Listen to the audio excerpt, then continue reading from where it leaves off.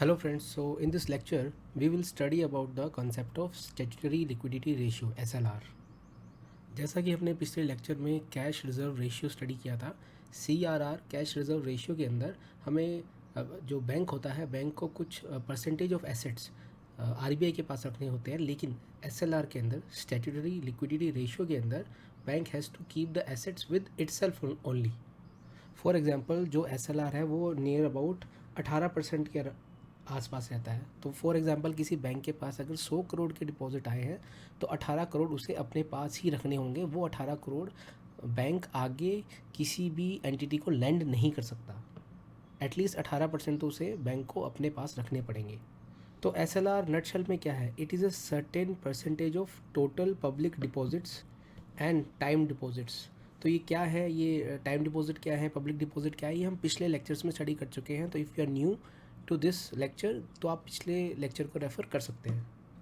तो SLR है एक certain percentage of public deposit and time deposit जो कि बैंक को कुछ स्पेसिफाइड लिक्विड एसेट्स के फॉर्म में अपने पास रखने हैं। So it is a percentage, SLR is a percentage of total deposits which the bank has to keep with itself in the form of specified liquid assets at any particular point of time। तो ये जो specified liquid assets हैं ये क्या हैं? These are cash, government security जिनको हम GSEC भी बोलते हैं, and gold. So these are the specified liquid assets. तो 18 करोड़ जो हमने एग्जांपल लिया था, 18 crore has to be in these form only. It can इधर बी कैश और गवर्नमेंट सिक्योरिटीज और gold. Now the question is why bank has to keep these specified liquid assets. ऐसी क्या ज़रूरत थी?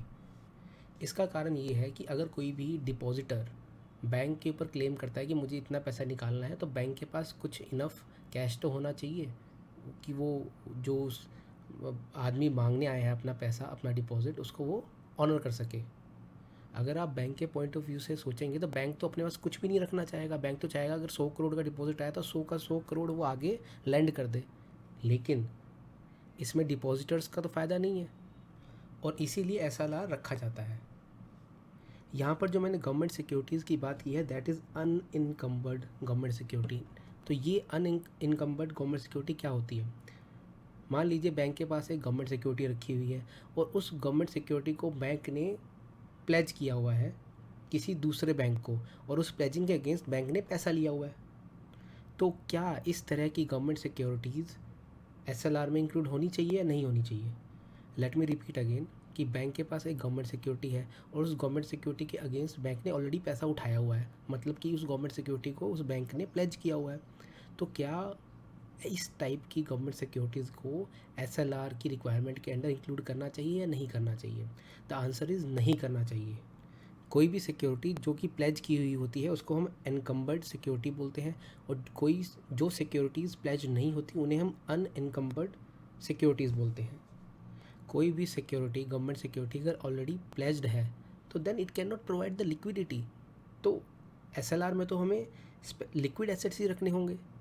That's why unencumbered government securities ही SLR की requirements को फुलफ़िल करती हैं। एक और रीज़न है, जो इनकम्बेंट गवर्नमेंट सिक्योरिटीज़ है उसका बैंक मिसयूज़ भी कर सकता है।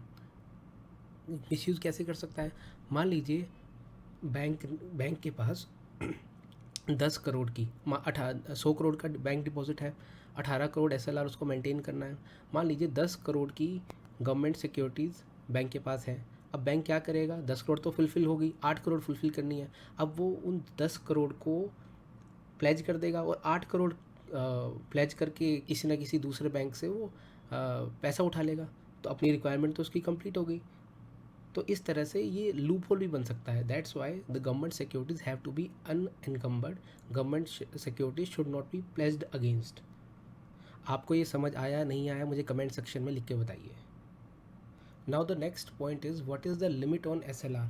देखिए SLR तो एक परसेंटेज है, तो ये परसेंटेज कितना हो सकता है? RBI मनचाही परसेंटेज ऊपर नीचे नहीं कर सकता। There is certain limits.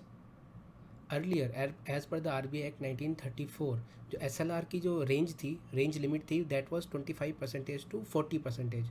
तो RBI could keep SLR between this range.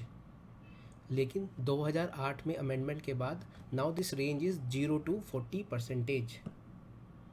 So now the SLR range is 0 to 40%. Now let us study what are the objectives of SLR. SLR का जो सबसे पहला ऑब्जेक्टिव है that is to maintain liquidity, to ensure that there is adequate liquidity with the banks. ये मैंने आपको पहले भी मेंशन किया था, to maintain a minimum level of liquid assets so that bank can meet the withdrawal demand of cash from the depositors, because banks want to keep minimum cash with itself. और अगर ऐसी requirement नहीं होगी तो bank तो सारा पैसा आगे लैंड कर देगा, और फिर कोई भी ग्राहक बैंक के पास जाएगा कि साहब मेरा 1 करोड़ मुझे दो, तो बैंक कहेगा मेरे पास नहीं है, मैंने तो आगे लैंड कर दिया. तो ऐसी सिचुएशन ना आए इसलिए SLR की रिक्वायरमेंट बनाई गई है. The next important benefit of SLR is to compel banks to lend to the government. In general banks are not willing to lend to the government, और इसका कारण ये है कि जो गवर्नमेंट सिक्योरिटीज़ होती हैं उस पर जो इंटरेस्ट मिलता है वो बहुत कम मिलता है. जो गवर्नमेंट सिक्योरिटीज़ होती हैं वो बहुत सिक्योर होती हैं, गवर्नमेंट की सॉवरेन की बैकिंग होती है, इसलिए उन पर इंटरेस्ट रेट कम मिलता है. किसी प्राइवेट कॉर्पोरेट का अगर कोई बॉन्ड हो तो उस पर इंटरेस्ट ज़्यादा मिलता है, बट गवर्नमेंट सिक्योरिटीज़ पे क्योंकि लो रिस्क इन्वॉल्व होता है इसलिए जो रेट ऑफ रिटर्न या फिर जो इंटरेस्ट रेट जो गवर्नमेंट सिक्योरिटी पे मिलता है वो भी कम होता है. तो इसलिए बैंक तो चाहेगा कि अगर सिक्योरिटीज़ ही लेनी हो तो वो कॉर्पोरेट सिक्योरिटीज़ ले जिसपे उसको इंटरेस्ट रेट ज़्यादा मिले. गवर्नमेंट सिक्योरिटीज़ में तो कुछ ज़्यादा फ़ायदा है नहीं. But this SLR requirements it compels the banks to lend to the government. अगर बैंक्स को GSECs अपने पास रखनी होगी, गवर्नमेंट सिक्योरिटीज़ अपने पास रखनी होगी, that means they have to purchase government securities, and by this act of purchase they are in a way lending to the government. तो इस पर आपका प्रीलिम्स का क्वेश्चन भी बन सकता है कि भाई which method can government use to take loan और to get money from the market. The SLR is one of the method. Therefore, SLR helps increase the demand for government securities and reduce the borrowing cost for the government. लेकिन जो primary objective है SLR का, that is to ensure that banks have sufficient liquid assets to meet the demands.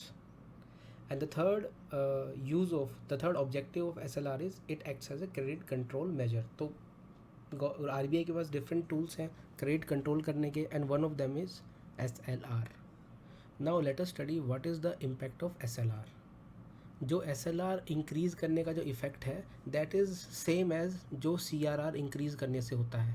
तो cash reserve ratio increase करने से जो हमने effect study किया था प्रीवियस लेक्चर के अंदर, सिमिलर इफ़ेक्ट आएगा SLR इंक्रीज़ करने पे. When SLR requirement is increased, तो इसका मतलब क्या है, banks now have to hold a larger percentage in the specified liquid assets. इससे क्या होगा, it will reduce the amount of funds that banks have available for lending, which can lead to decrease in credit creation. चलिए इसको example के through study करते हैं. मान लीजिए 100 करोड़ का डिपॉजिट आया बैंक के पास, और पहले SLR था 18%, और RBI ने 18% से SLR इंक्रीज़ करके मान लीजिए 20% कर दिया. तो पहले बैंक को 18 करोड़ लिक्विड एसेट्स में रखना पड़ता था. 100 करोड़ का 18% is 18 crore. Now banks have to keep 20% of 100 crore, that is 20 crore with itself. तो बैंक की जो क्रेडिट क्रिएशन की एबिलिटी थी वो कम हो गई. अब बैंक कम लैंड कर पा रहा है, देयरफॉर जो मनी सप्लाई है मार्केट के अंदर वो डिक्रीज़ हो जाएगी, and there is less money available for borrowing and spending. Now second question is SLR बढ़ने से जो स्टैट्यूटरी लिक्विडिटी रेशियो है उसका रेट बढ़ने से क्या बैंक का प्रॉफिट कम होगा या ज़्यादा होगा? द आंसर इज़ कम होगा बैंक का प्रॉफिट. फॉर एग्जांपल पहले बैंक को 18 करोड़ अपने पास रखना पड़ता था, अब बैंक को क्योंकि SLR बढ़ गया है अब 20 करोड़ अपने पास रखना पड़ रहा है.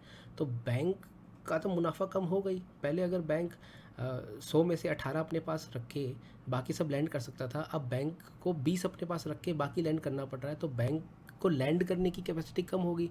जब कैपेसिटी कम होगी तो धंधा भी कम होगा, धंधा कम होगा तो प्रॉफिट भी कम होगा. That's why increase in SLR will negatively impact, will reduce the profit of banks. तो जब भी SLR इंक्रीज़ होता है क्योंकि प्रॉफिट कम होने के चांसेस होते हैं बैंक के, तो बैंक क्या करता है, अपने जो लैंडिंग रेट्स हैं उसको बढ़ा देता है, जनरली बढ़ा देता है ताकि उसकी प्रॉफिटेबिलिटी पे इम्पैक्ट ना आए. तो इसलिए SLR के बढ़ने से जो इंटरेस्ट रेट होते हैं जिस पे लोग कॉर्पोरेट्स या फिर आमजन जो जिस लोन लेते हैं वो भी दे टेंड टू इंक्रीज़। हालांकि कोई 1-to-1 रिलेशन नहीं है कि अगर SLR 1% से बढ़ा तो जो लैंडिंग रेट्स है वो भी 1% से बढ़ जाएंगे, ऐसा नहीं होता है।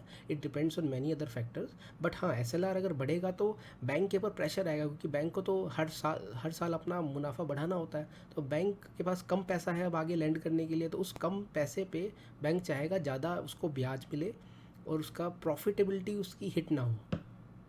Now the next question is CRR हमने प्रीवियस लेक्चर में पढ़ा था, और SLR जो कि हमने इस लेक्चर में पढ़ा है। CRR और SLR में अगर मान लो दोनों को मैं 1-1% से बढ़ाता हूँ तो बैंक के लिए ज़्यादा खतरनाक कौन सा है, बैंक को ज़्यादा तकलीफ किसके अंदर होगी, CRR बढ़ने पे या SLR बढ़ने पे?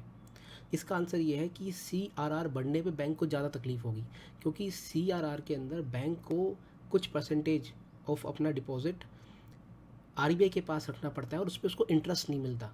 लेकिन यहाँ पर SLR के अंदर RBI अगर गवर्नमेंट सिक्योरिटीज़ अपने पास रखती है तो उसको कुछ परसेंटेज इंटरेस्ट तो मिल रहा है उसके पैसों के ऊपर। तो दैट्स वाई CRR जो है वो ज़्यादा हार्श होता है बैंक्स के लिए। CRR का बढ़ना is more harsher for the banks.